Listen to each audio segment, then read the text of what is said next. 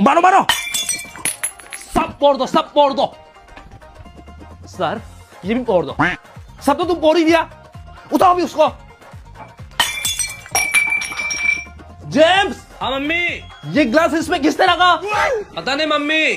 Glass उसमें किसने रखा? पता नहीं मम्मी, मैंने तो नहीं रखा वहां पे। साला तुम झूठ बोलेगा साला।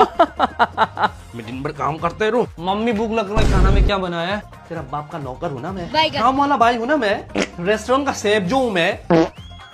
सर लिख के रखो, ऑर्डर करो, बना देती हूँ।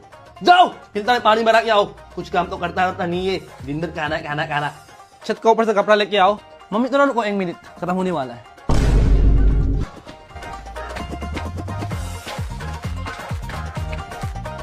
हमेशा एक बार मारने सुनता। मम्मी मैं जाने वाला था, अब इतना जल्दी कैसे चला गया?